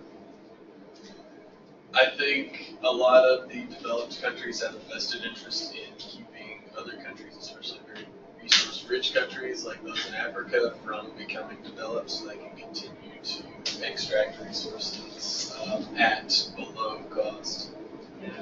So you're money. So there's a reason to keep them down here. And the best way to do that is keep easily corruptible, not super great governments in power, so that you can, hey, we'll give you, enough money so you and your friends can roll around in Mercedes. All the poor people are still poor, and we'll take that coltan or diamonds or whatever else off your hands. So if you were to buy into this capital market thing, right? What would you need to have, do you think, to make that work? Would that work in a place like Johannesburg? So if you, let me just go back a little bit. So if you think about media shows us pictures of Africa, what do you think about? Somebody that's sick, and they're on the dirt floor in a hut, flies buzzing around. Is that accurate? No. Is that all of Africa? No. No. Even Johannesburg. There might be the slums, but there's a rich part too. Nairobi has an opera. You know, it's not like it's one extreme overall. So there are people who have, and there are people who have not. So in order for something like capital market her ideas to work, you would though have to have something in place like, you know, a democracy or a democratic government of some sort that was stable. Basic needs would have to be met, like we talked about development, food, shelter, water, those kinds of things, jobs, education, all of these things would have to sort of be there for her plan to work. Yes? Would the government have to be democratic? I guess not. Like, What do you have in mind? well, I mean, it just seems weird to be like coming from an American government where we're like, everybody needs democracy. If you don't have democracy, we're So going would to blow socialism, you up and would give socialism, socialistic? Well, not like socialist, even dictatorships can sustain like a population. Would that encourage But it's one of those things where you have to look at it like, how are they encouraged to take care of Yeah, this? that would be, Encouraged so to grow. I'm not saying, I guess, that it would have to be democratic, but in general terms, that would kind of be more conducive to that sort of an enterprise. So in the case of Kenya, there are like, I don't know, 20, 25 different forms that you fill out to start a business. And they have to go through all these different ministries. So it's very cumbersome. So that's not probably going to happen a lot. Whereas in China, it takes you like one day, you fill out a form, and ta-da, I'm in business, whatever that might be. So there are governments, I guess, in place that are a lot more amenable to someone, to that kind of market that she's talking about. And it sounds really great. I think Idealistically, right. She's very, I don't know, stubborn about her views. She's very convinced. So would you say that if you bought into what she said, then you just stop all the aid? Do you think there might be a, I don't know, an effect, a negative effect, or consequences of that? Yeah. Her plan was slowly getting rid of it. Okay, not just thank you. immediately cutting it off. But She said 5 years. Still Yeah. 5 years though. 5 years is fast, that's true, and I feel like that number should be tweaked. But they've had it for so long already, it's not that long. She said what, only 20 cents of the dollar actually Goes to I've got my goes. That's really significant. But what it would affect is the rich. What if you transition and then you're gonna have to- turmoil. Angry rich They're not gonna- Zimbabwe man. They're all in their different Like, omelets. with machine guns. Because he can't take away. Yeah, I think we have a lot. It's like That man is very. disassociating money, right? Like switching to something like humanitarian or educational aids, where you're not sending like, hey, we're sending all this money to do this. We're sending like professionals to help, and then those professionals help for a time and then come back when it's like a sustainable environment for those people.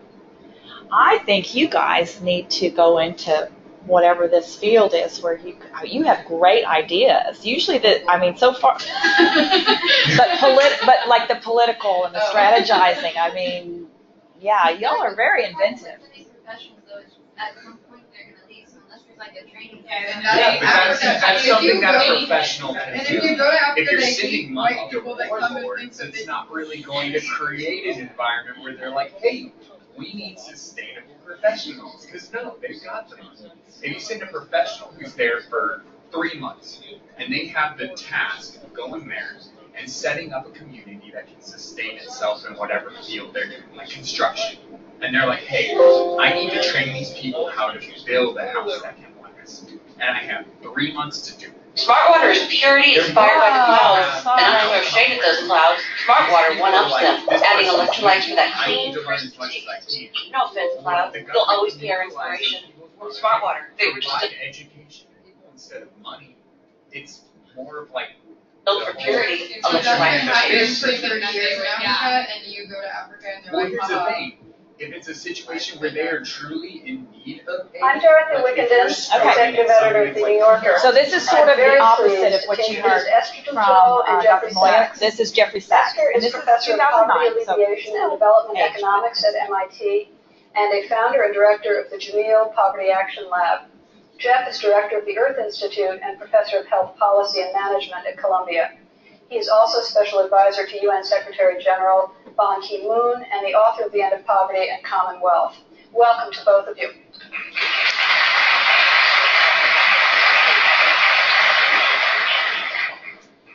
Jeff, we got to get right into this because we've got a lot of ground to cover, and so I'll just put it to you bluntly. How do you get people to care about extreme poverty in Africa and Asia when people here are losing jobs, losing their retirements, and their children are not getting, their college-educated children are not finding work? People here haven't cared in the booms and they haven't cared in the busts. So this is not cyclical. This is just a bad mistake of our society, but I don't find it any harder now than I did 2 years ago. I find it nearly impossible all the time. Esther, you often talk about turning the dismal science into a human science. How do you reconcile the pursuit of virtue with self-interest? Well, for the longest time, many economists thought that the only thing economists should do is observe the way people make decisions and try to infer in this way the law of the world. But something we realize now is that in the pursuit of their own self-interest, people usually don't maximize collective interest and therefore their own happiness at the end of the day. And something even more recently we realized is that people make tremendous mistakes in the pursuit of their own self-interest. So one thing we can do, we start to do a little bit, is to think, well, how can we help people to do these things a little better? So you can tweak the incentives a little bit here, provide better information a little bit there, maybe force people to do things that they might not think about doing on their own, for example, getting immunized, and in this way make the welfare of everybody better. And I think this role of economists has been underplayed, and this is high time that we spend a little bit more time thinking along this line of making economics a normative science. One of the things you've done is help change the way economists and policymakers think about aid to developing countries. And aside from the standard complaints about corruption and waste, what is wrong with the traditional IMF and World Bank approach? Well, one issue is that money is being spent when it's being spent. Maybe not enough money is being spent. Surely not enough money is being spent. But even when it is spent without thinking very hard about how it should be spent, and without really monitoring the impacts of whatever we are doing. And the result is that the world of aid, but generally the world of development policy, has this tendency of going from fad to fad. So there have been the dams fad, and then the bridge fad, and then the school fad, and then the microcredit fad. And these things move like fashion in New York. And we're never learning about what has been the positive side, about what has been done, what has been the negative side. And usually there is a little bit of both. And usually you could do a little better with building dams or with building schools or having teachers in the schools. And those lessons are never really drawn. And one of the things that we are really trying to do in Poverty Action Lab is to work with actors, with the World Bank, but mainly with governments, developing country governments, and NGOs, and small people, and farms, try to understand what will work better to address whatever problem they have in mind, be it getting kids into school, or teaching them something, or immunizing them, or improving agricultural productivity. Talk just for a minute about some of the incentives that you've used to get children to school. It's a form of bribery, one more or less. So bribery is not so much bribery to get children to school. It's not really the approach that in the end I am advocating, but this is the way the world is thinking now in a way, that the main problem to get kids into school is that parents refuse to send them to school, and therefore we have to bribe parents to do it. And that's the idea behind the very, very popular now conditional cash transfer program, where you basically take away people's social transfer if they don't send their kids to school. So that's kind of the main idea that is out there. Or maybe giving them free uniforms or things like that.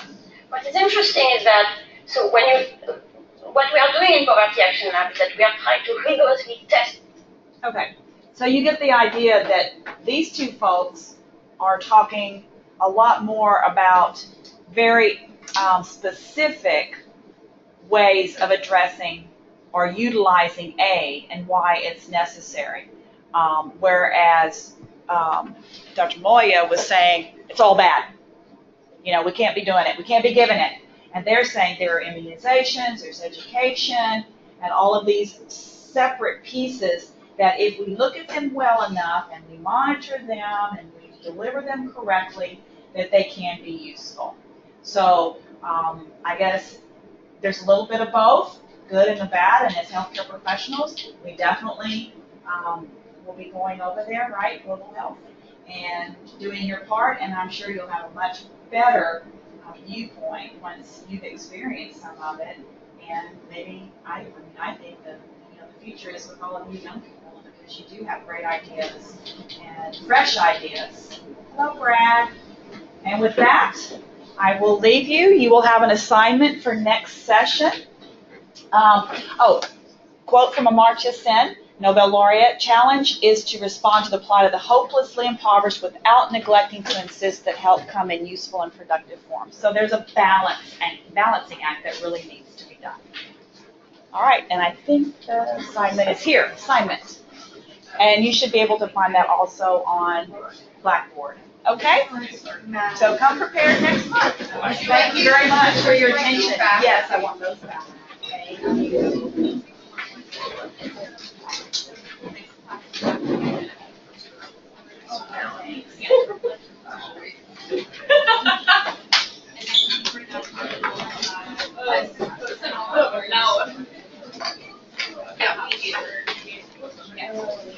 Every time.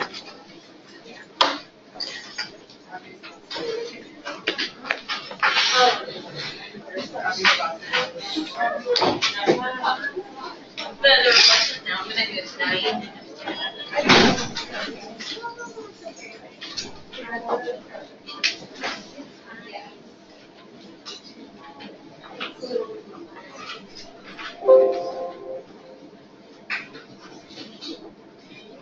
Here are the scenarios. Thank you very much. Oh, somebody's phone. Oh, did someone leave their phone? What is that? Phone. Thank you. Thank you very much. I appreciate all of your input and participation. I will see you again, perhaps. Take care.